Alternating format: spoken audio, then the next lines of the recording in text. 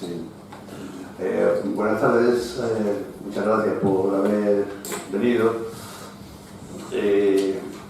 Agradecemos también, por supuesto, al vicerrectorado de la Universidad Pablo David de Sevilla por habernos cedido esta sala, como ha hecho en otras ocasiones. Sabéis que tenemos el Ateneo, un convenio con ellos.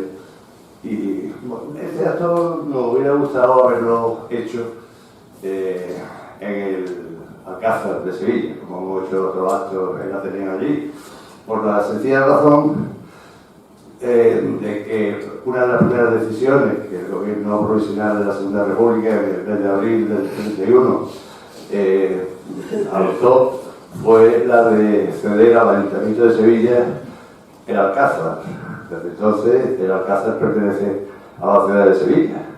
Una muestra de cómo entendían ellos el patrimonio. De todas formas, ahora se hablará de ello en la charla. Bueno, vamos ya al meollo.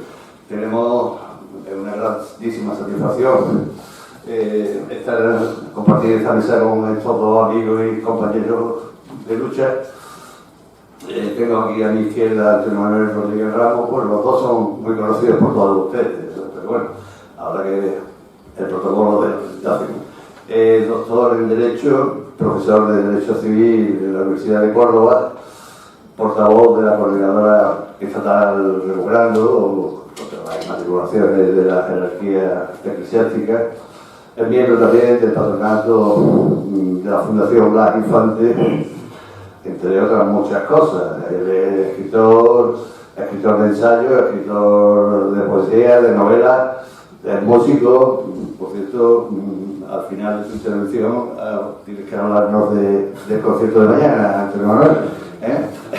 Y bueno, yo una satisfacción grande porque me habéis escuchado a veces dirigirme a él como hermano, como si fuera mi hermano. Y algunos me han preguntado, yo no sé que fuera mi hermano. Es que resulta que mi madre siente una admiración muy grande hacia él. Se ha visto todos sus vídeos, se ha leído todos los libros suyos que yo tengo, ya se los ha leído. En fin, mi madre, como él, mi madre era amiga de Luisa Fernández, Luis Infante, la hija mayor de Blas Infante, hasta que murió. Y, en fin, que lo quiere casi tanto como a mí, entonces puede casar, mi hermano. Lo quiere más. Pues cuando quiera, Antonio Manuel. Muchas gracias.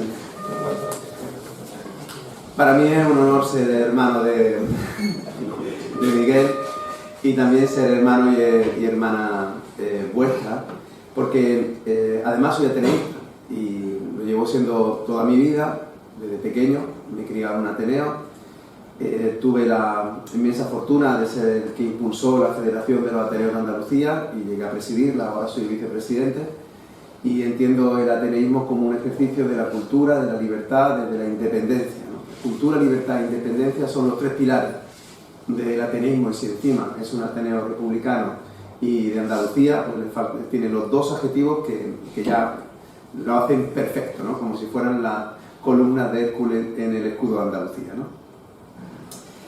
Yo, si me permiten, lo que voy a intentar hacer con esta tarde es simplemente reflexionar en voz alta. No tengo, digamos, un discurso preparado, sino más bien me gustaría compartir lo que vaya surgiendo sobre la marcha, partiendo de una premisa. Veréis.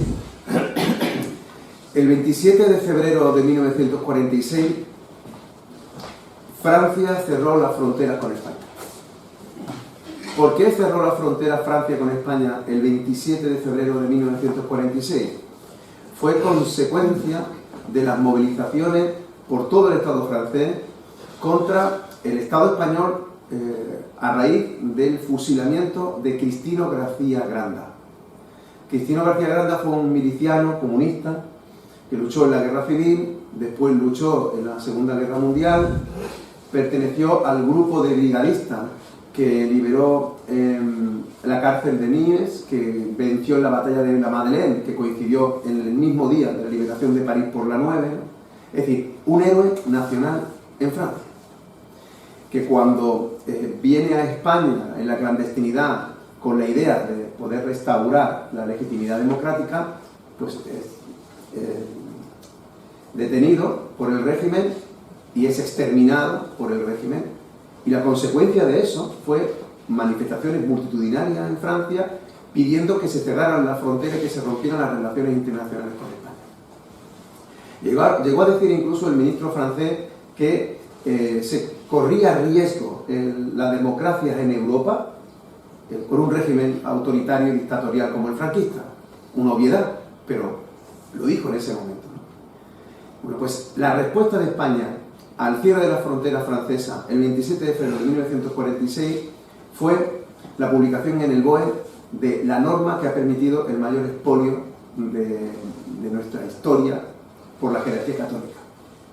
Ese mismo día en el que Francia cierra la frontera a España, España utiliza una norma confesional para permitir a la jerarquía católica que pueda inscribir bienes como si fuese una administración pública y permitiendo que sean sus obispos y sus diocesanos quienes lo hagan con el mismo rango de un funcionario público. ¿Por qué he dicho esto y por qué arranco así?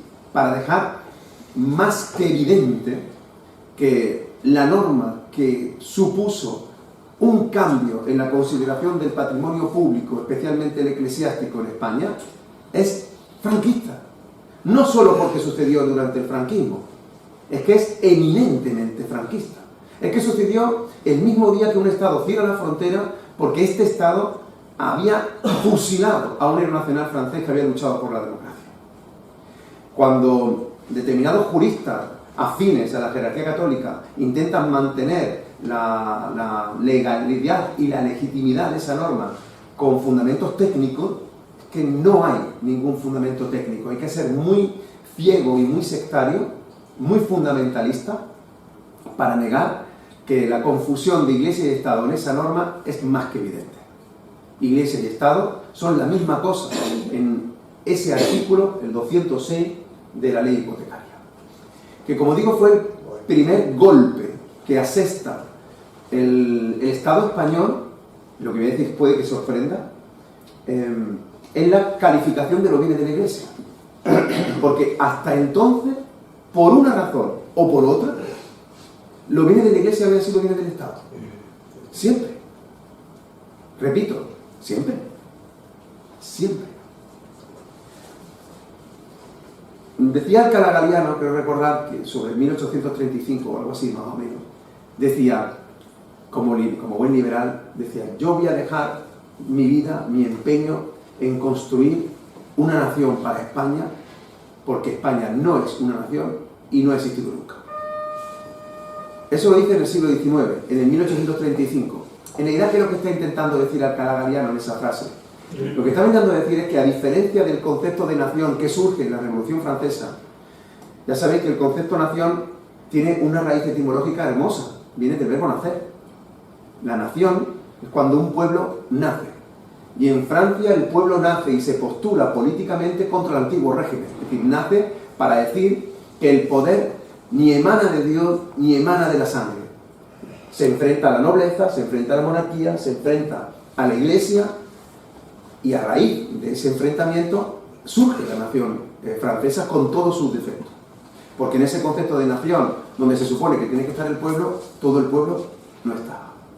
En ese pueblo pues faltaban los más humildes, faltaban los más vulnerables, faltaban los tullidos, faltaban los enfermos, faltaban los ancianos, faltaban las mujeres, faltaban fundamentalmente el pueblo. Era un pueblo sin el pueblo. Por eso el concepto de nación ya nace enfermo. Pero claro, en España, ¿cómo surge el concepto de nación? Porque esta nación surge a partir de la Constitución de 1812. Y fijaros que surge para enfrentarse a quienes habían constituido el concepto de nación. Los franceses, ya sabéis, llegan, Napoleón, y en 1808, con la carta otorgada de Bayona, con el Estatuto de Bayona, lo primero que hace es separar la Iglesia del Estado. Y la otra gran medida es decir que los reyes no tienen patrimonio. Es decir, lo que trae es el espíritu de la Revolución Francesa y lo trae España en 1808. ¿La respuesta cuál es? Fijaros qué interesante. La respuesta es que la Iglesia, que acaba de ser privada de la consideración de titular de sus bienes, que hasta entonces no lo había sido, voy a intentar explicar por qué. Simplemente había sido poseedora de bienes que pertenecían a lo público, porque la Iglesia siempre tiene una consideración de una administración pública hasta entonces, pero lo que hace la Revolución Francesa, que trae aquí el Estatuto de Bayona y posteriormente la separación Iglesia-Estado, es partir. Y ahí hay que decidir de quién son los bienes que estaban en posesión de la Iglesia, y dice, son del Estado. Luego, el apoyo de la Iglesia Católica a la Constitución Gaditana de 1812 es simplemente para defender su patrimonio, sin más. Lo hace solo para defender su patrimonio. Fijaros que no ocurre igual con el rey. El artículo 172 de la Constitución Gaditana de 1812 reconoce que el rey no tiene patrimonio. Y hay un decreto del año siguiente en el que vuelve a reafirmarse que no se le conoce patrimonio privado al rey. Y esa es la razón por la que Fernando VII se la carga. Fernando VII se carga la Constitución de 1812 porque su única patria era su patrimonio. Y igual ocurre con la Iglesia, que por una forma puramente interesada apoya el constitucionalismo gaditano simplemente para recuperar su patrimonio, nada más. Luego, fijaros que he puesto la aguja del compás ahí, o sea, he empezado en el 1808, pero para hacer el siguiente juego, ¿no? En esa fecha, cuando se separa la Iglesia del Estado, el patrimonio de la Iglesia pertenece al Estado. Luego, antes de 1808, el patrimonio de la Iglesia era Estado. Un Estado confesional, pero era Estado. Es tan verdad lo que estoy diciendo que creo que Castelar, cuando se fuerza el exilio de Isabel II, Isabel II llega a decir: yo dono todo mi patrimonio, y me reservo un 25%. Y entonces Castelar le dice: tú no puedes donar lo que no es tuyo. Exactamente igual, con esa misma lógica, tenemos que entender las primeras desamortizaciones. Las primeras desamortizaciones, que fueron declaradas incluso contrarias a la tesis católica, a la doctrina católica, la Inquisición lo incluyó en los libros prohibidos, tanto a Campomanes como a Jovellano. Fijaros qué interesante, las primeras desamortizaciones, especialmente la de Mendizábal, cuando lo que se toma es patrimonio público, especialmente municipal y de la jerarquía católica, aunque no de toda, a cambio no se da indemnización. Y esto lo repito muchísimas veces, porque es la misma lógica que le dijo Castelar a la reina: tú no me puedes donar lo que es mío, y yo no puedo expropiar lo que es mío. Por eso no se dio indemnización. El relato de la desamortización como un agravio a la Iglesia Católica es un relato muy contemporáneo. En aquella época se tenía muy claro que los bienes los tenía la Iglesia en posesión, pero no eran suyos. Y lo que ocurría es que estaban al servicio de lo público, porque estaban afectos a lo público.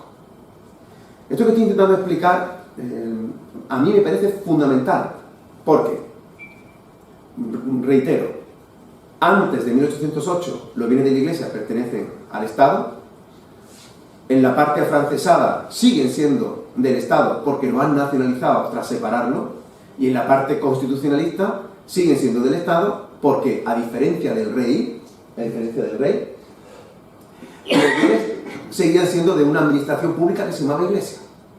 Cuando se produce la restauración por parte de Fernando VII, vuelven a ser del Estado, ¿verdad? Vuelven a ser del Estado. Y esas primeras desamortizaciones que ya tuvo Mendizábal demostraban que eran bienes del Estado, porque a cambio no percibió la jerarquía católica nada, no percibió dinero. Luego, cuando alguien es expropiado, tiene que recibir un justiprecio. Si no recibe justiprecio es porque en realidad son bienes públicos. Ese es el íter. A continuación viene la firma del Concordato de 1851, que es importantísimo, es una fecha capital, porque temiendo las nuevas desamortizaciones, porque hay una corriente de pensamiento, una masa crítica que quiere que haya una desamortización, porque son conscientes de que gran parte de los males que está padeciendo el pueblo son como consecuencia de la posesión de bienes que están en manos muertas, es decir, que no aportan absolutamente nada. Después de haber recuperado los impuestos, es decir, los impuestos como las regalías, los diezmos, estaban cedidos a la Iglesia, no eran de la Iglesia, eran del Estado, los recuperan. De nuevo vuelve a confirmarse que la Iglesia es como una especie de administración, ¿no? Lo recupera, ¿no? En consecuencia, temiendo una nueva desamortización, se hace el Concordato de 1851. Y es la primera vez en la historia que yo sepa en la que, con un documento internacional, el Estado y el Vaticano reconoce que la Iglesia puede ser dueña de bienes. Eso ocurre en 1851. Hasta entonces, no. Hasta entonces, no. Hasta entonces, Madoz, en un discurso que yo recomiendo que leáis, por favor, es un discurso impecable, defendiendo las desamortizaciones de 1855, él dice, pero si es que los bienes de la Iglesia son públicos. Y entonces no para de poner ejemplos de intervenciones de todos los monarcas, incluso de los mismísimos reyes católicos, diciendo, hay que ver el empoderamiento que se le está concediendo a la Iglesia, por favor, que se retiren las donaciones, por favor, que los bienes vengan otra vez aquí, porque en realidad lo único que está diciendo es que los bienes de esa administración no pueden ser más fuertes que mi administración. Y Madoz abruma, poniendo uno y mil ejemplos. Pero Madoz al final claudica, por culpa de ese concordato de 1851. Y lo que permite es que la desamortización se haga a cambio de un título de deuda pública. Es decir, la Iglesia va a percibir un título de deuda por un 3% a cambio de que esos bienes puedan ser desamortizados. Evidentemente, no es un justiprecio. No están percibiendo el valor de esos bienes. En consecuencia, hay un reconocimiento implícito de que en verdad, tampoco son de la Iglesia. Luego, seguimos con el íter. Antes de 1808, Iglesia era una especie de administración del Estado. Desde 1808 hasta 1820, vuelve a ser un Estado confesional. Con la restauración liberal de la democracia, del constitucionalismo, con Riego, el levantamiento de la Casa de San Juan, el trienio liberal, vuelve a separarse Iglesia y Estado. Desde 1823 en adelante, vuelve a ser la Iglesia una administración del Estado. Y ese juego ha sido permanente, con las desamortizaciones de Mendizábal, con las desamortizaciones de Madoz. Lo que pasa es que técnicamente, ahora voy a entrar en algo mucho más oscuro, mucho más difuso de explicar, porque es más técnico, es más derecho civil, ¿no?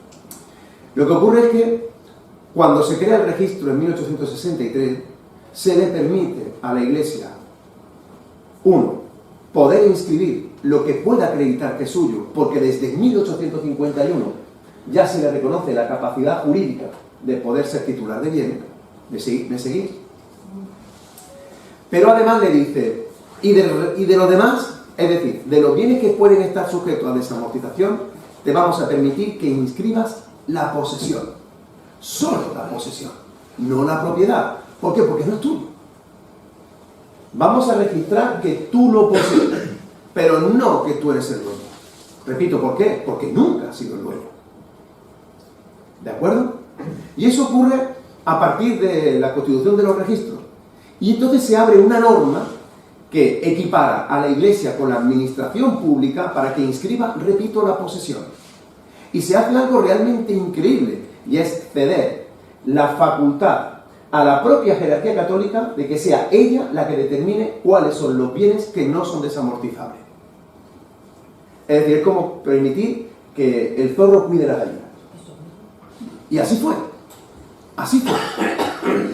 Pero quiero que quede claro que se decretó que los bienes que no eran desamortizables son las casas del cura, los que estaban afectos al culto. ¿Por qué?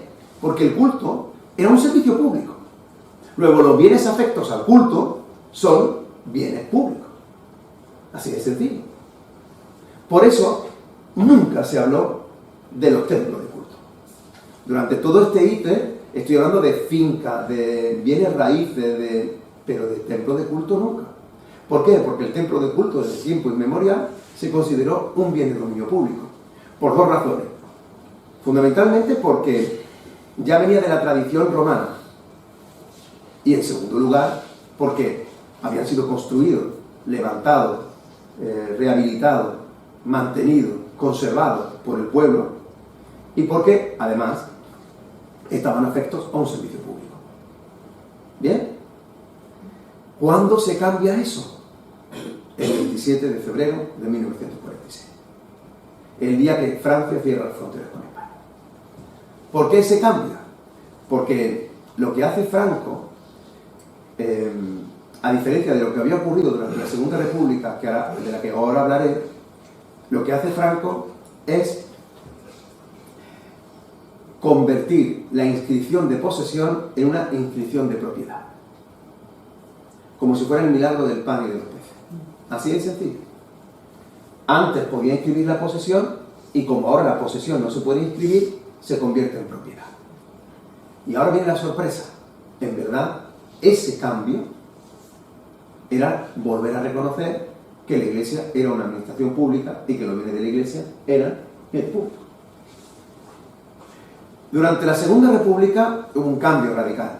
Ya sabéis que de los 4 pilares, ¿no?, de reforma revolucionaria de la Segunda República, el pilar del territorio, el pilar del ejército, el pilar de la distribución de la riqueza de la tierra, especialmente, y el pilar eclesiástico, más toda la reforma democrática, especialmente las vinculadas a los derechos de las mujeres.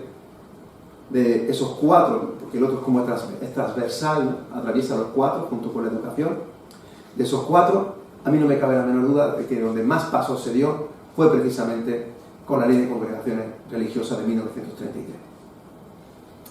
En otro discurso impecable de Álvaro Albornoz, que entonces era el ministro de Gracia y Justicia, en un discurso, repito, impecable, Álvaro Albornoz dice: vamos a aplicar en España la ley Combe francesa. Y utiliza un criterio realmente apabullante. Si separamos Iglesia y Estado, los bienes se quedan donde estaban. De la misma manera que si un hospital se desafecta, no se lo llevan los médicos, de la misma manera que si un colegio se desafecta, no se lo llevan los profesores, los bienes de la Iglesia, si se desafectan, no se lo lleva la jerarquía católica. Se quedan donde estaban.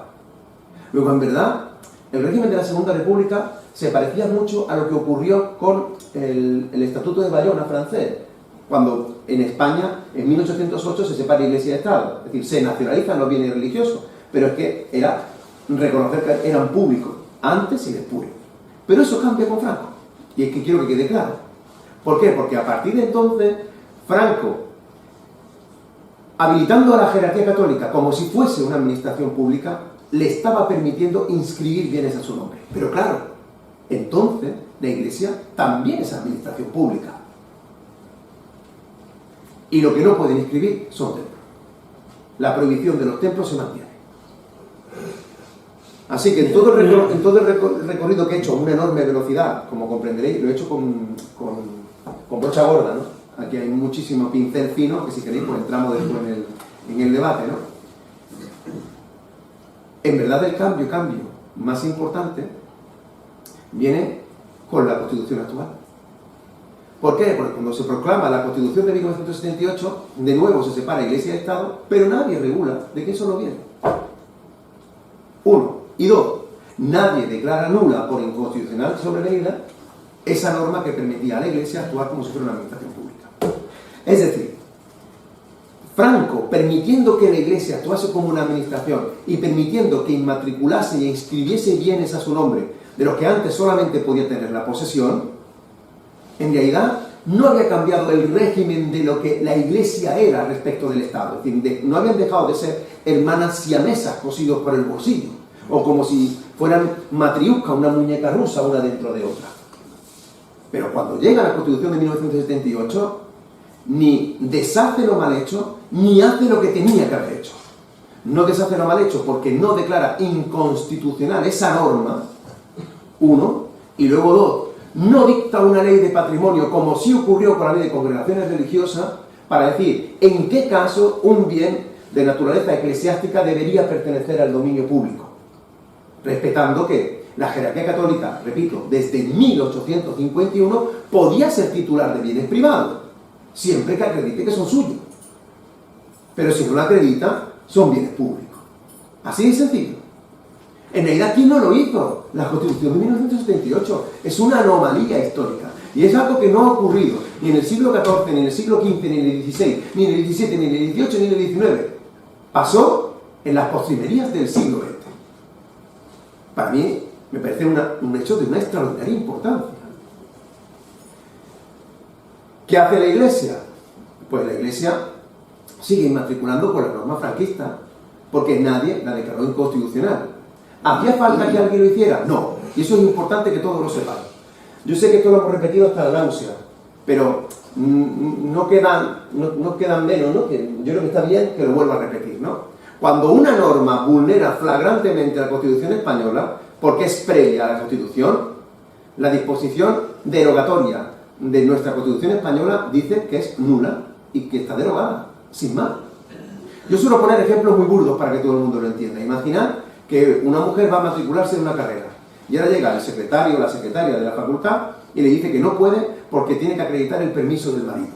Imaginad que esa norma no se hubiera derogado formalmente. Bueno, aunque no se hubiera derogado formalmente, la norma que pide el permiso del marido para que una mujer pueda inscribirse en la facultad de lo que sea, es inconstitucional.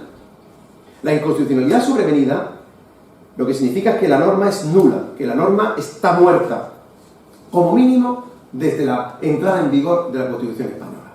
La Constitución española está ahí y entonces es culpa de los poderes públicos el no haberla derogada formalmente. Empezando por los registradores. Los registradores lo primero que tienen que hacer cuando te presentan un título, lo primero es hacer una calificación de título. Esto muchas veces se nos olvida. El registrador tiene que calificar el título en lo material y en lo formal. Tiene que ver si el documento que le presentan es un documento válido y tiene que ver si lo que contiene el documento es conforme a derecho. Eso lo hizo el registrador, lo hicieron los registradores a partir del 78, pues como regla. La prueba es muy fuerte, donde tenemos datos, por ejemplo, en Euskadi, en Navarra, en menor medida en Aragón, sí en las Baleares, pero básicamente en Euskadi y en Navarra, especialmente en Euskadi, la mayoría de los templos de culto se inscribieron antes de 1998, antes de la reforma que violan ahora, la reforma de Aznar. ¿Eso qué significa? Que los registradores no calificaron los títulos. Y tenían que haber hecho una doble calificación. Primero material. Oye, perdón usted, estos son templos, no se puede inscribir, uno. Y luego dos. Disculpe, es que la norma en la que se ampara es una norma inconstitucional, porque está comparando la Iglesia Católica con una administración pública. Hay una sentencia del Constitucional de 1993 que declaró nula una norma de la antigua ley de arrendamientos urbanos que equiparaba a la Iglesia con la administración pública para poder desahuciar al inquilino sin tener que acreditar la necesidad. La administración puede desahuciar, con la antigua ley de arrendamientos urbanos, a un inquilino en su inmueble sin tener que acreditar que lo necesita. Y la Iglesia estaba equiparada.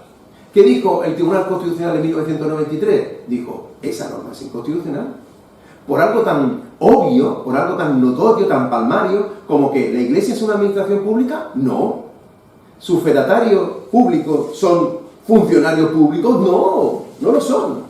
Pues si los obispos no son funcionarios públicos y la Iglesia no es una administración pública, en consecuencia esa norma es inconstitucional. Sin embargo, no se pronunció nunca con respecto a ese artículo 206 que, como digo, se publicó el mismo día que Francia cerró las fronteras con España. No lo hizo. ¿Tuvo oportunidad? Sí. Al menos dos veces. Una en 1996 y otra en el 2006. En 1996, no el Tribunal Constitucional, el Tribunal Supremo. En 1996 el Tribunal Supremo dijo, esa norma es inconstitucional. Pero como estoy hablando de otra cosa, no me pronuncio. Tal cual, ¿eh? Fue así. Y en el 2006 volvió a pasar lo mismo y el Tribunal Supremo dijo, bueno, pero como tiene el mismo derecho que la administración, pues el primero que llegue gana. Y lo que hizo fue legitimar una carrera de pillo. Pero nadie la declaró inconstitucional. ¿Cuándo empezamos a enterarnos de lo que estaba pasando? Con el segundo cambio importante del régimen histórico de los bienes eclesiásticos. que fue con la reforma de Aznar de 1998. Demasiadas veces se suele decir que el escándalo de las inmatriculaciones es culpa de Aznar, y no es verdad. Hay que dejarlo muy claro, no es verdad. La culpa es de la normativa franquista que fue tolerada tras la Constitución española. Aznar lo que hizo fue permitir que los templos de culto pudieran acceder al registro. Eso es cuestionable, y si queréis otro día vengo y hablamos de solo eso. Pero, en principio, el arma que utiliza Aznar es la de ¿por qué otra confesión puede hacerlo y la Iglesia Católica no? Esta norma es inconstitucional. Oye, la sorpresa es, si es inconstitucional esa norma, ¿por qué no el artículo que permite a la Iglesia inmatricular los bienes? Así que lo que hizo Aznar fue como una verdad a medias, que es una doble mentira.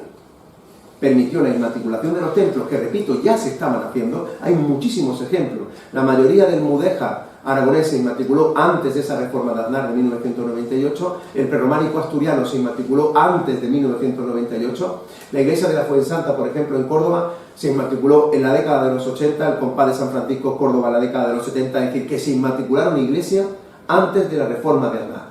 Aznar lo que estaba haciendo era convalidar una práctica que la Iglesia estaba haciendo con el consentimiento cómplice de los registradores y con la indolencia por ignorancia, me temo, de la clase política y de la ciudadanía, que no tenemos ni idea de lo que estaba pasando.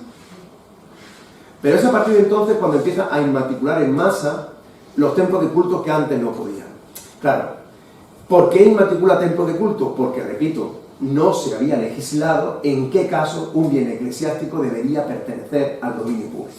Algo que se había hecho en Francia a principios del siglo XX o que había hecho el mismísimo dictador de Portugal, Salazar, en 1940. En 1940 Salazar firma un convenio con Pío XII en el que dice que los monumentos nacionales y los bienes de interés público son públicos. Eso lo hace el dictador portugués. Fijaros que lo hace 6 años antes de que Franco conceda esa prerrogativa a la Iglesia Católica. Luego Aznar redobla el expolio, sabe lo que está haciendo, pero el verdadero problema, la cepa del mal, fue que no derogó la norma franquista. Uno, y que ni su gobierno, ni los gobiernos anteriores, ni los gobiernos posteriores han legislado en qué caso un bien de naturaleza eclesiástica, por su extraordinario valor histórico o cultural, debería pertenecer al dominio público y catalogarlo. Eso no se hizo. Los casos de expolio son, bueno, ya conocéis que son muchísimos, porque claro, a partir de entonces la Iglesia no solo se limitó a inmatricular templos, inmatriculó cocheras, garajes, vivienda, inmatriculó campos de fútbol, frontones, inmatriculó murallas. ¿Cuánto? Sabemos que desde el 98 35.000, pero ¿y antes del 98? No llevo explicando todo el tiempo desde que me senté aquí que en verdad el cambio lo supuso una norma franquista desde el 46, y desde el 46, ¿cuánto? Porque yo no cuestiono que la Iglesia pueda ser titular de un bien si se lo han legado. Yo no cuestiono que la Iglesia es titular de un bien si se lo han donado. Yo no cuestiono si la Iglesia puede ser titular de un bien si lo ha comprado. Pero cuando lo inscribe sin decir ¿por qué? Entonces sí, ¿no? Permítanme que sí. Y eso lo dice Antonio Manuel, que es un simple profesor de provincia, pero lo dice el Tribunal Europeo de los Derechos Humanos. En una resolución de 2014, en un caso realmente esperpéntico, yo creo que la mayoría lo conoce, pero si me permitís brevemente lo cuento. Ocurrió en Palencia. Una empresa privada había inscrito una finca y dentro de esa finca había una pequeña ermita. El obispo de Palencia, cuando Aznar reforma el reglamento hipotecario, inscribe la ermita. Entonces se produce una doble inmatriculación. La empresa, que era la dueña de la finca, dice, oye, que esto es mío. Y va al juzgado de primera instancia y lo pierde. Lo recurre y lo vuelve a perder. Y entonces va al Tribunal Supremo. Y el Tribunal Supremo le exige una caución tan grande, por una ermita en ruina, que entonces le estaba vulnerando su legítimo derecho a la defensa. Y entonces se plantea lo siguiente, escuchen bien, se plantea, ¿puedo ir al Tribunal de Justicia de la Unión Europea? cuyas sentencias son vinculantes de aplicación directa, recordad el caso de las cláusulas abusivas de la hipoteca, en cuyo caso yo soy parte y la otra parte es la Iglesia, o puedo ir al Tribunal Europeo de los Derechos Humanos, en el que una parte soy yo, pero la otra parte es el Estado español. En realidad estoy litigando contra el Estado, que es el que ha permitido este expolio. ¿Y sabéis lo que hizo la empresa?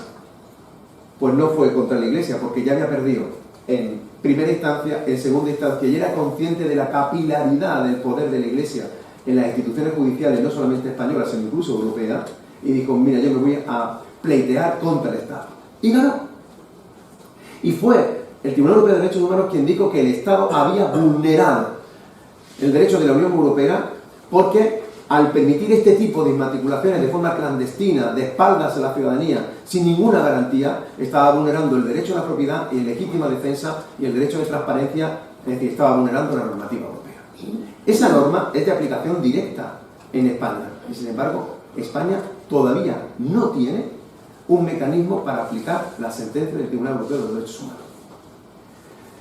¿Qué hizo el gobierno de entonces, el gobierno de Rajoy? Dijo, mira, yo lo que voy a hacer es derogar la norma. Pero no me queréis más. Eso dijo el gobierno de Rajoy. Yo voy a derogar la norma. Que vuelva esta empresa a empezar de cero. Dijo la empresa, yo voy a empezar de cero otra vez. Dice, bueno, pues entonces que pague una indemnización. Y entonces el Estado español, es decir, usted, ha pagado una indemnización a esa empresa que ha perdido la ermita que la sigue teniendo el obispo de Palencia, a pesar de que la norma ha sido declarada nula por el Tribunal Europeo de los Derechos Humanos. Ese es el estado actual de la cuestión. Pero conseguimos derogar la norma. A partir de 2015, la Iglesia ya no puede inmatricular con la sola palabra del obispo. Desde entonces hasta ahora, y termino, porque yo creo que sí ya, ¿no? Sí. Termino, si eso, pues abrimos un turno de preguntas. Fenomenal. Pues de entonces a esta hora, es verdad que el movimiento ciudadano ha conseguido mucho. Demasiadas veces vivimos en un estado de pesimismo antropológico, que todo está mal, que deberían hacerse más cosas, por supuesto que sí. Pero creedme, si hace 10 años yo descubrí la inmatriculación de la mezquita de Córdoba en el 2010, estamos en el 2023, es decir, hace 13 años que descubrí la inmatriculación de la mezquita. Si a mí me dicen hace 13 años que recuperamos el nombre de la mezquita, que hemos recuperado algunos bienes, que hemos conocido el listado desde 1998 hasta el 2015, que se han conocido los listados en Navarra, en Euskadi, en Baleares, en Canarias, que hay una movilización permanente en Asturias, yo la verdad que me siento dichoso, porque hay que seguir trabajando. Ahora, es incuestionable que el gobierno de coalición nos ha traicionado. Y eso hay que dejarlo bien claro. En los programas electorales de los dos partidos se decía que las inmatriculaciones eran nulas y que había que revertir los bienes. En el pacto de gobierno se dijo que había que revertir la situación de los bienes ilegales. En el debate de investidura, el presidente del gobierno dijo que iban a revertir los bienes. Y desde entonces hasta hoy, nada. Simplemente la publicación fragmentaria de un listado que no es completo. Esa es la realidad. Así que, ¿hemos deshecho lo mal hecho? Sí, porque se ha derogado la norma, pero no con carácter retroactivo. Luego, no. Pero algo hemos conseguido. Y ahora, en segundo lugar, ¿tenemos una norma que declare en qué casos un bien eclesiástico debería pertenecer al dominio público? Pues seguimos sin tenerla. Quiero que sepan que en 1985, cuando se redactó la Ley de Patrimonio Histórico del Estado, ya se dejó claro que la Iglesia poseía el 80% del patrimonio histórico. El 80%. Créanme, ya no lo poseen. Está escrito su nombre como si fuera una cochera. Ya no lo poseen. Y claro, la cuestión es preguntarnos, no de quién es, sino qué es. A mí muchas veces me preguntan, ¿de quién es la mezquita? ¿No? De Córdoba. Y yo mi respuesta inmediata es, no, ¿de quién es? No. ¿Qué es? Porque si la mezquita es un bien que no se puede enajenar, ¿se puede enajenar la mezquita de Córdoba? ¿Se puede vender? ¿El obispo en su delirio de grandeza podría vender la mezquita? No. ¿La puede hipotecar? No. ¿Se puede embargar la mezquita de Córdoba? No. Luego, si no se puede vender, si no se puede hipotecar, es porque es un bien de dominio público. Y los bienes de dominio público no son de nadie porque nos pertenecen a todos. Y se acabó el debate. Ahora, díganme qué bienes, como la mezquita de Córdoba, pertenecen al dominio público. ¿Eso lo han hecho no este gobierno, sino los gobiernos anteriores? No, nadie lo hizo.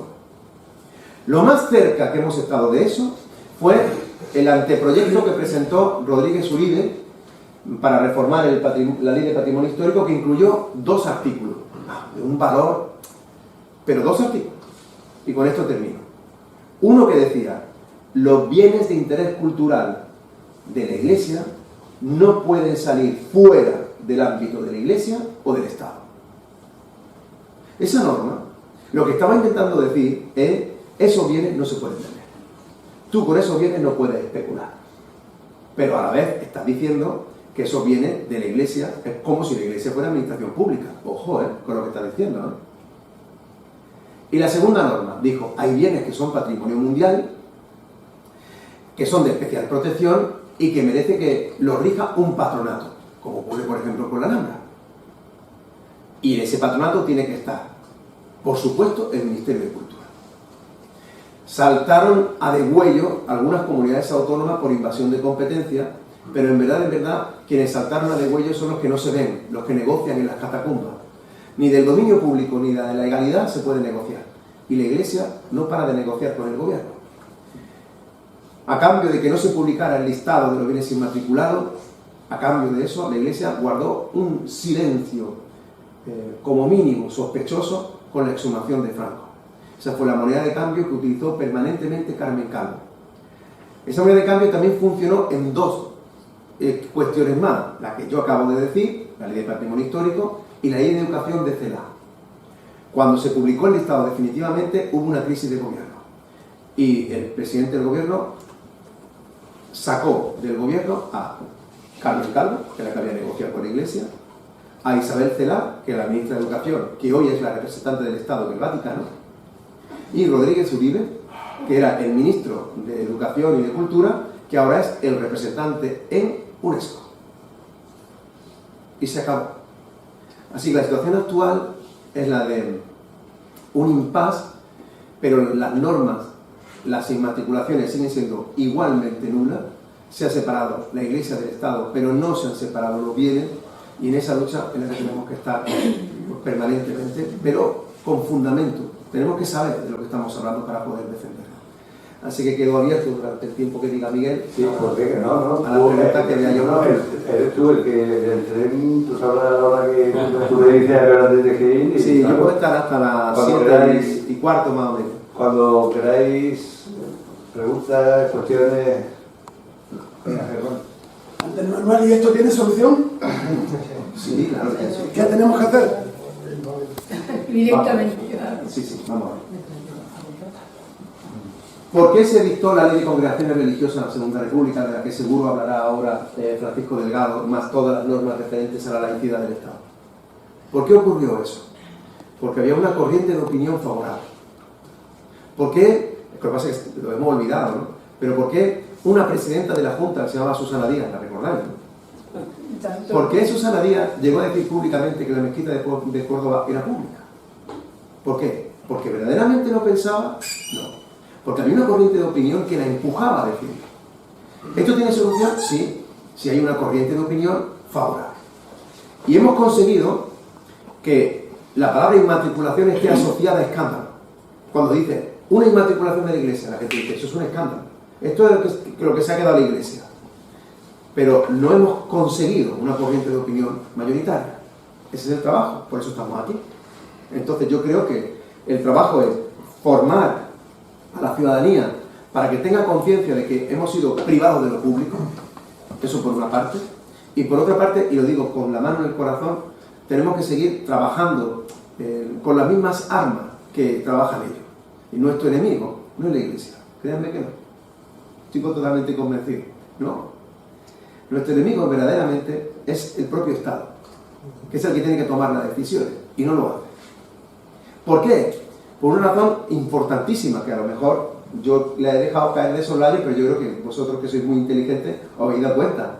Es que la Iglesia hoy es más poderosa que el Estado mismo. Si tiene el 80% del patrimonio histórico, pensad por un momento con quién se están sentando a negociar. Es que es muy poderosa. Es tan poderosa que pienso con sinceridad que es más poderosa que el propio Vaticano. Creo que tiene más patrimonio que el Vaticano mismo. Lo digo en serio, estoy totalmente convencido. De ahí la fortaleza de la Conferencia Episcopal Española en las relaciones con el propio Vaticano. ¿Por qué? Porque aunque tenga las iglesias vacías, sin embargo tiene las arcas llenas y tiene un patrimonio como no ha tenido jamás. Porque cuando en la época franquista podía tener mucho patrimonio, pero era de la administración pública. Yo solo puedo poner un ejemplo que es muy revelador. Rafael Castejón convenció al mismísimo Franco para depurar, se llamaba así, depurar la catedral de la mezquita de Córdoba y sacarla y construirla aparte, con dinero de los árabes. Y Franco dijo que sí. Oye, Franco dijo que sí. ¿Por qué? Porque la mezquita era del Estado. Así de sencillo. Hoy no. Hoy no. Y ahí es donde está el problema, ¿no? Entonces yo creo que ¿tiene solución? Sí, porque jurídicamente tiene solución. Bastaría con un simple decreto, mejor ley, pero cuando digo de simple decreto es por una cuestión muy obvia. Si Aznar utilizó un simple decreto para decir que una norma era inconstitucional, pues si es inconstitucional, un simple decreto, pero que no, una ley que declare inconstitucionales todas las inmatriculaciones practicadas de 1978 hasta 2015 por inconstitucionalidad sobrevenida.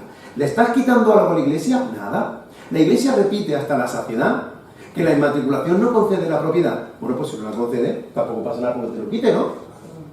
Así de sencillo, ¿no? ¿Te hemos quitado a ti el derecho de que puedas inmatricular lo que te pertenece? No, ya pues, ya está.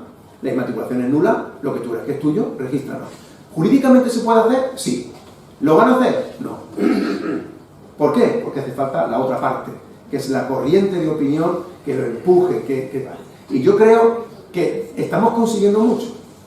Y además de esa corriente de opinión, hay que seguir trabajando en la sombra, hay que seguir negociando, hay que tener de parte a mucha gente y hay que sentarse con el poder público y que nos reconozcan como un interlocutor válido. ¿Sí? Sí. Has empezado tu relato en el siglo XIX, ¿no? A mí me gustaría remontarme un poquito antes, en concreto el episodio de la expulsión de los jesuitas de España, me parece que en 1773 o 76 por ahí, Sí. Ahora mismo no recuerdo el año exacto. Cuando hablas de la conferencia episcopal, podríamos ponerle nombre y apellido, o sea, los jesuitas estaban ahí y por otro lado, cuando entran los Borbones aquí en España, ¿entran con una mano adelante y otra atrás o tienen tienen los bienes del Estado? ¿Cómo es eso?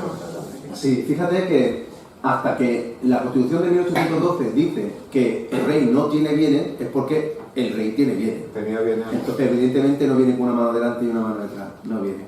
Y ahora, ha hecho la pregunta del millón, la más difícil de todas. O sea, lo más complicado es decir qué es la Iglesia. Verdaderamente, ¿qué es la Iglesia? Porque, claro, es como una especie de ectoplasma, ¿no? Jurídico, ¿no? Muy difícil de definir. Por lo pronto, son tres palabras a la vez. Iglesia es el edificio, Iglesia es la comunidad de creyentes, Iglesia es un Estado sin nación, que es el Estado del Vaticano, una estructura de poder. Bien, cuando hablamos de la Iglesia aquí en España, ¿de qué estamos hablando? Pues hablamos de una cosmogonía, ¿no? de corporaciones jurídicas muy diversas. Una vez es Iglesia una hermandad, otra vez es Iglesia una orden regular, otra una orden no regular, un cabildo, una diócesis, una archidiócesis, un obispado, todo eso es Iglesia. Entonces, claro, también hay que definirlo. No del siglo XVIII, hoy, ¿no? En el siglo XVIII también, pero especialmente hoy. Yo creo sinceramente, si tú tiras de la historia para atrás, todavía es mucho más complejo. Yo no voy a tirarme hacia atrás, pero mira, los mismos reyes católicos en el 1503 le decían a los curas: oye, dejad de vender trigo porque la gente está muriendo de hambre. Eso lo dice los reyes católicos a la Iglesia. Los cercamientos de los bienes que se concedieron tras la conquista castellana de Al-Ándalus, todo eso, ahí hay muchas cepas, ¿no? Pero es un tema mucho más complejo. Evidentemente la Iglesia tiene muchísimos bienes, pero que los tenía en posesión, y eso es lo que yo quiero que tú recuerdes. Los tenía en posesión, no eran suyos. Esa es la clave. Sí. te quería preguntar, Manuel, que, bueno, evidentemente estoy de acuerdo, creo que todos estamos de acuerdo, en crear una corriente de opinión que empuje, que conciencia a la gente de que eso que la Iglesia tiene es de todos. O sea, que no es que no tiene por qué guardarlo la Iglesia, sino que lo tiene que guardar el Estado, y que la Iglesia pues, puede tenerlo en un usufructo. No, en usufructo no, ni siquiera en usufructo, eso es peligrosísimo. Sí. Bueno, en usufructo para... Ya, yo te entiendo, pero déjame que haga ese matiz, porque un usufructo es un derecho real en una cosa ajena que tiene como máximo para una persona jurídica el tiempo de 30 años. Luego el usufructo no, lo tiene en posesión, tú lo posees, pero no es tuyo. Perdón. Sí, no, bien la aclaración. Entonces, de cara a un futuro próximo, ¿se sabe qué partidos, o se están negociando, porque ya sé que se están negociando para algún partido, alguna formación política de cara a las inmatriculaciones, pero ¿se tiene ya a la vista qué partidos serían los que llevarían en su programa el tema de inmatriculaciones? Porque claro, eso sí es muy importante, por lo menos para estar ahí, ¿no? Estamos, como se dice, estamos en ello. Estamos en ello, pero sí te voy a decir una cosa que creo que es importante. Como me están grabando, esto es como una cosa privada pública a la vez, ¿no? A ver, cuando la Iglesia negocia y se sienta con el gobierno, hay cosas que puede decir y cosas que no puede decir. Y nosotros cuando negociamos con el gobierno hay cosas que podemos decir y cosas que no podemos decir. Dicho de otra manera, nosotros somos conscientes de que un gobierno socialista no va a revertir las inmatriculaciones.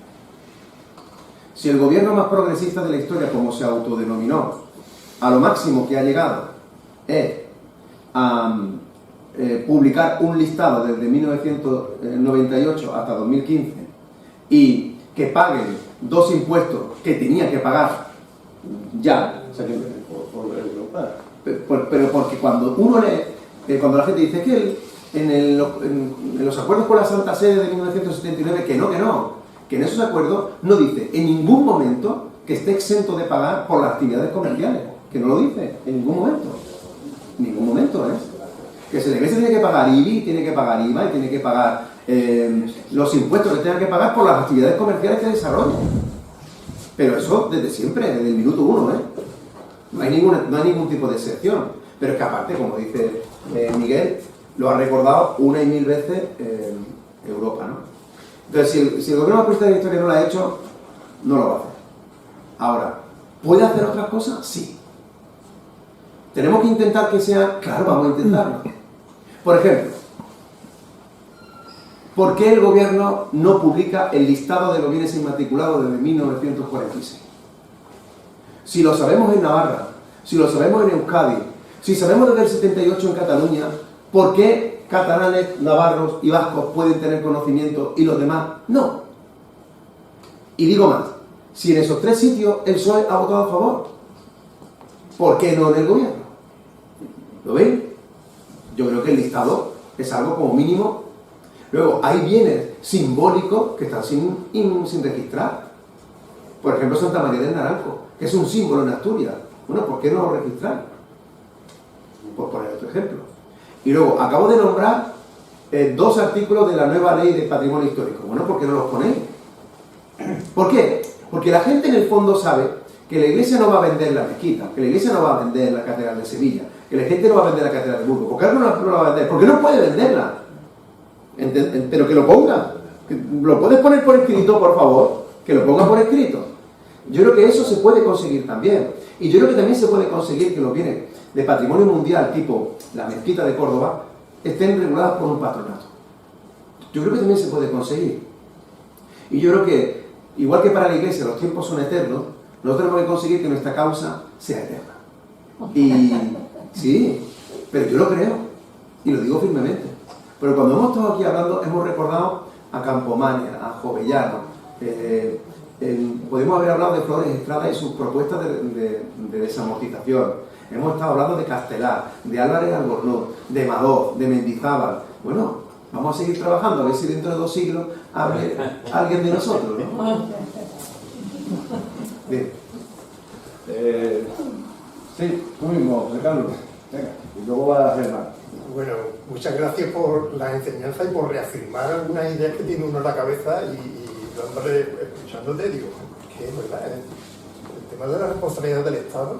Bueno, yo es que me he tirado 20 años intentando y trabajando en el tema de la regulación del poder empresarial, de la regulación del poder de las multinacionales, y ahora cuando estoy viendo todo esto de las inmatriculaciones y bueno, cuando soy consciente de que la Iglesia son unas multinacionales más, muy poderosas, además incluso paradigmas de las multinacionales, del sistema multinacionales.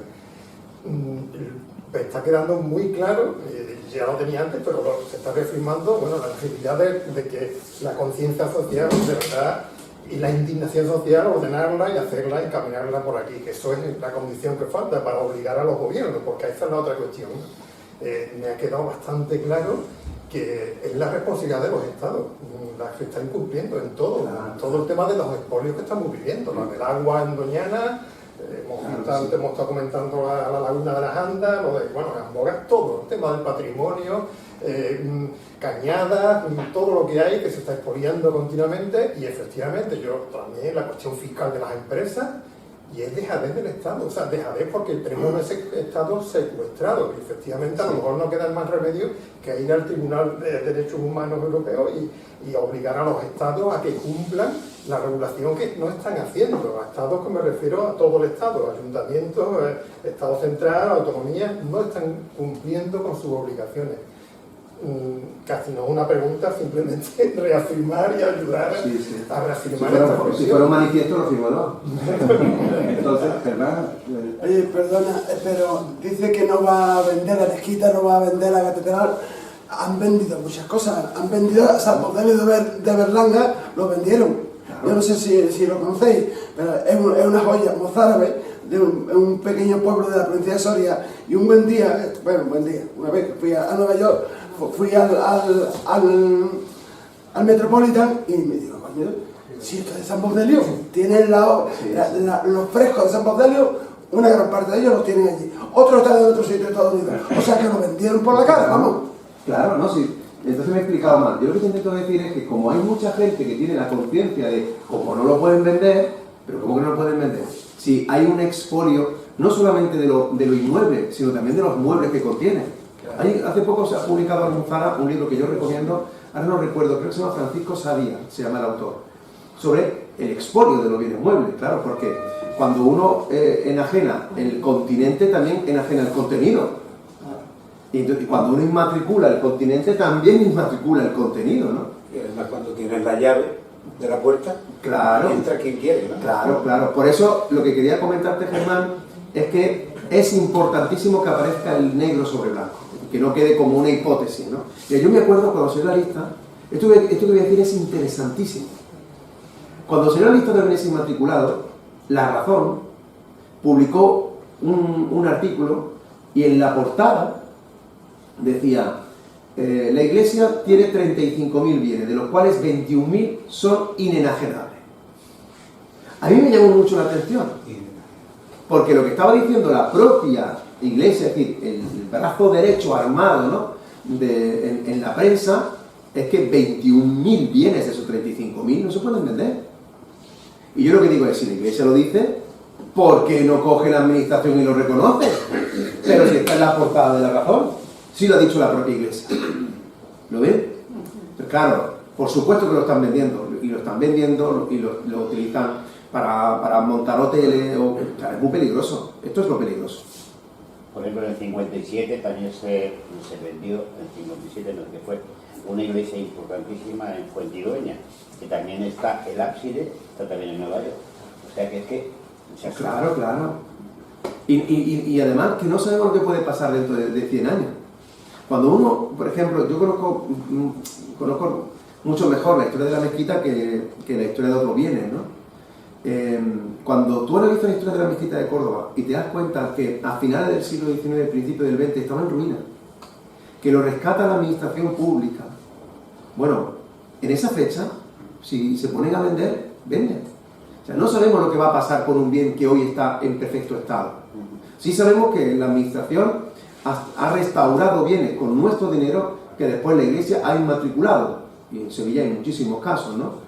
Pero ¿qué pasa dentro de 100 años? Bueno, hace 100 años no podía hacer nada sobre el papel, porque no era suyo. Lo podría hacer ilegalmente, pero no podía hacerlo legalmente porque no era suyo. Pero es que ahora está en el registro a su nombre. Sí, pura. Me quedan en realidad 10 minutillos. Primero pura. Mira, me ha llamado mucho la atención, creo que hay que, desde el punto de vista didáctico, habría que insistir mucho en un concepto que yo entiendo que es de raíz jurídica, claro, que es la diferencia entre propiedad y posesión, y me ha llamado la atención porque es justamente la misma base sobre la que Blas Infante planteaba la reforma agraria, si no recuerdo mal. Entonces, ahí viene digamos que hay una filosofía del derecho que aúna y que da sentido a un determinado planteamiento que es mucho más amplio que lo del patrimonio y que en Andalucía además tiene una raíz más antigua, ¿no? Tienes toda la cultura.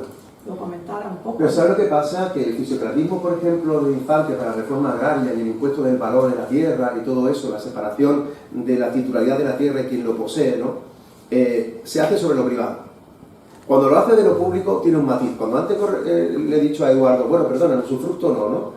Ahora voy a decir algo que es como un paso más, pero un poco más complejo. No se puede poseer lo público. Técnicamente lo público no se posee. Porque si tú pudieras poseerlo, lo podrías adquirir con el paso del tiempo. La jugada obsesiva de la Iglesia es preguntar de quién es. ¿Por qué? Porque la pregunta ya se está dando por supuesto que el bien es privado. ¿De quién es tal cosa? Que tiene dueño. Que tiene dueño. Claro, por eso nosotros tenemos que rebatir y decir, no, ¿de quién es? No. ¿Qué es? Porque ese es un bien de dominio público, es que ni lo puedes poseer. Sería una posesión tolerada, que se llama en derecho civil. Una posesión tolerada, pero que no es una posesión civil, que se llama. Es decir, con efectos civiles, para, por ejemplo, adquirirlo con el paso del tiempo. ¿Me entiendes? Yo me acuerdo que cuando salió el tema de la mezquita, realmente es muy revelador. Y cuando lo explique, lo vais a entender a la perfección. Cuando salió el tema de la mezquita, recuerdo que los primeros defensores de las posturas de la Iglesia decían, es que de la Iglesia porque se consagró en el 1236. Y claro, yo decía, perdone usted, la consagración no es una forma de adquirir el dominio. Mire usted en el Código Civil como la consagración no es, vaya, me he equivocado. Dijeron, me he equivocado. Entonces lo he adquirido por usucapión, es decir, porque lo he poseído en el tiempo. Escuchad este detalle. Entonces es mío porque lo he adquirido por poseerlo en el tiempo. Y claro, yo decía, claro, si tú dices que lo has adquirido por poseerlo en el tiempo, ¿por qué no era tuyo? O sea, nadie adquiere lo que es suyo. Adquieres por la posesión en el tiempo algo que no es tuyo. ¿Y antes de ti de quién era? Porque como me digas que era de la corona, entonces no lo puedes usucapir, porque no lo puedes poseer. Entonces volvieron a equivocarse, la segunda vez que corregían sus tesis. Estoy hablando de las tesis de los defensores de la Iglesia, ¿eh? Y dijeron, es que Fernando III me lo donó. Y ya se sacó de la manga, dice, pues es que me lo donó. Ah, muy bien, pues te lo donó. ¿Y el papel? Es que no tengo papel. Ah, no tienes papel. Pero ¿por qué dices me lo donó? Porque su obsesión es convertirlo en privado. ¿Me entiendes, pura? O sea, sus obsesiones son bienes privados. Como son bienes privados, ya pueden ser míos. Aunque la función social sea pública, yo pues tenga que abrirlos, pero que son míos, ¿no? Por eso nosotros esta tesis es, no, mira, perdona. Tú puedes tener bienes privados. ¿De verdad que eso es importante que lo digamos? Tú puedes ser titular de bienes privados, de verdad que sí. Pero hay bienes que no pueden ser tuyos. Y ahora resulta que eso no es una cuestión de la Iglesia. Tenemos que mirar la administración. Es decir, la administración, eres tú la que tienes que decir en qué caso, qué bienes de extraordinario valor histórico y cultural son públicos. Y quedaba una pregunta, ¿verdad? Sí. Señor, muchas gracias por su intervención. También ha encendido una bombilla y voy a aprovechar que el Pisuerga pasa por Valladolid para que me aclare una cosa muy breve. En Triana, hace 110 años que los dominicos plantaron frente a la iglesia de San Jacinto, plantaron un fico que ha traído problemas y que hace unos años, siendo alcalde el señor Zoido, decidió donar a la iglesia el espacio que está justo delante de la fachada, ese compás, y se lo valió, porque no querían que vinieran indigentes por lo que fuera. El hecho de que se le haya cedido a la iglesia de los dominicos ese espacio con el ficus que ellos mismos plantaron hace 110 años, pues implica que la iglesia es responsable de lo que acontece en ese espacio. Si se cae una rana, la responsable es la iglesia. Y si no cuidan el árbol debidamente, por eso se le han caído una vez a una rama, pues responsable sigue siendo la iglesia, porque no cumple con la función que se supone que debería cumplir en ese espacio. Un bien de dominio público tiene que estar en condiciones de prestar ese servicio público. Si hay una rama que se cae, ya eso es cuestionable. Eso sería un argumento por sí solo suficiente para que revierta a la propiedad pública como espacio, como un parque. Si lo donó, habría que ver el título de donación. Por ejemplo, no sé si conocen el caso del Cerro de los Ángeles, en Getafe. El Cerro de los Ángeles fue donado por el ayuntamiento antes de la Segunda República con una cláusula modal que se llama, es decir, te lo dono, pero tienes que construirme un mercado en Getafe. Si no, puedo revertir el dominio. No lo hicieron. Luego, el ayuntamiento de Getafe lo recuperó durante la Segunda República y después fue durante el franquismo que volvió a donarse. En este caso hay una cláusula modal, es decir, hay te lo dono, pero tú... Eso es lo primero que tenemos que mirar. O sea, un jurista lo primero que tiene que preguntarse es ¿dónde están los papeles? Te digo en serio, ¿dónde están los papeles? ¿Qué es lo que ponen los papeles? Vamos a suponer que hay una donación y no aparece nada en los papeles. Bien, hay algo que es fundamental, que quiero que en la lucha vuestra por el Patio de los Naranjos es la clave, es un elemento esencial. Y es, incluso reconociendo que es tuyo, un bien tiene que cumplir una función social. Incluso reconociendo que es tuyo. Que yo no lo reconozco, ¿me entendéis? Por ejemplo, en el caso del Patio de los Naranjos, que nosotros reconocemos que no es vuestro, pero incluso siendo vuestro, tiene que cumplir una función social. Uno no puede hacer lo que quiere en un bien porque sea suyo. Mañana no puede llegar el arzobispo de Sevilla y pintar la Giralda de rosa porque dice que es suya. Es que no puede hacerlo. ¿Por qué? Porque la Giralda tiene una protección patrimonial, porque es un bien de interés cultural, porque es monumento nacional. ¿Entendéis, no? Bueno, pues en ese caso lo que habría que ver es qué función social cumplía ese árbol, o cumple ese árbol. ¿Ese árbol cumple una función social? Sí. ¿Por qué? Porque es identitaria del barrio, porque es un símbolo de la ciudad, porque cobijaba de la sombra, porque tenía animales, porque todo lo que queráis, para que demostréis que cumplía una función social. Y si cumple una función social, entonces, por mucho que sea tuyo, aunque sea tuyo, ¿me entendéis? Aunque reconozcamos el dominio... Os voy a poner otro ejemplo que a mí me duele en el alma. O sea, lo que voy a decir ahora es como si me pegara una puñalada aquí en el corazón. Yo soy de Almodóvar del Río, que tiene un castillo fantástico, precioso, y es privado. Y fue inmatriculado en el 2006. ¿Vale? Es privado. Es de esta gente, de los que sean los dueños, que yo no voy a entrar en eso.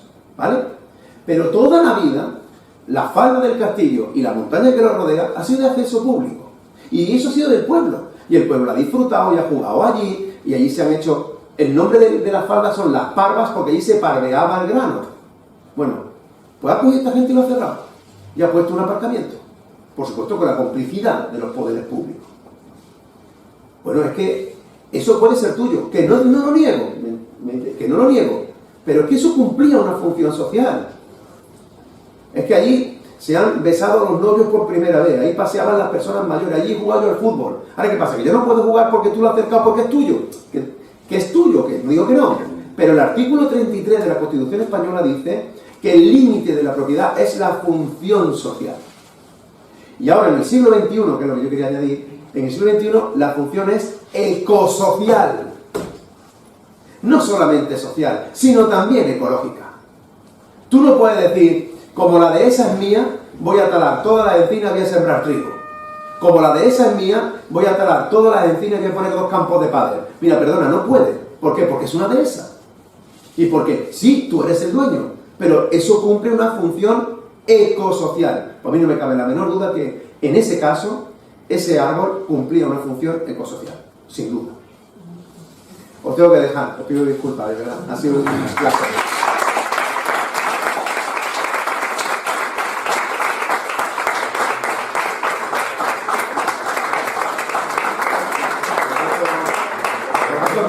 Aquí con Francisco, que es un sabio y un luchador incansable y para mí un referente en la lucha por un Estado laico en nuestro país. Pues nada, Laura. Muchas gracias, Nada, gracias. Gracias. No, te vas sin decir que nos vemos mañana, ¿no? Ah, bueno, pero que lo diga Miguel. Al final. Chao. Bueno, eso, ya sabéis. No, no se oye. No sé.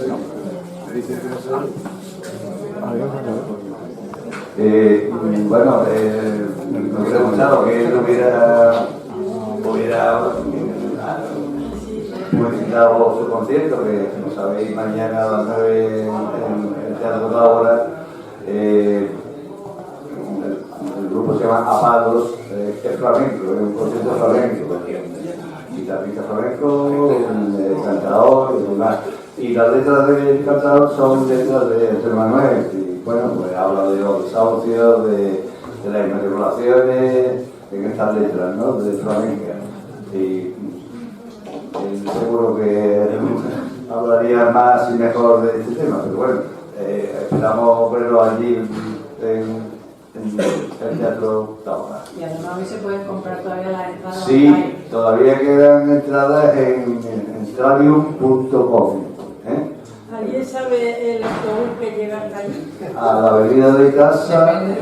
¿De dónde vaya? Sí, no, por ejemplo, de Ponce de León. Es que cada uno tiene unos intereses. Yo, como no tengo coche, que soy jubilado y cojo transporte público, aquí tengo un problema para ir Calderón. Pero bueno, eso entra en Google y pones el dato y te lo dice. Sí, ¿Cómo llegar? Me refiero, tú pones en Google Maps. No, sí, lo hago siempre. Claro, Pero... ahí vienen también los autobuses que llevan a los sitios. Sí, pero la información directa no se debe decir. Yo es que no lo sé qué autobús va para allá. El 26. El 26, te dice el compañero. El 26 te deja prácticamente en el mismo polígono, prácticamente no en la avenida, del mismo polígono, vamos. Y sale desde el Ponce de León. No, el 26 sale de Prado, de San Sebastián. Ah, pues ya tengo toda la información. Pero hay que asegurarse de que haya ese autobús circule ese día, ¿eh? A lo mejor. Esa me pasó a mí. Bueno. Preguntaré esa otra cuestión. Bueno, vamos con la...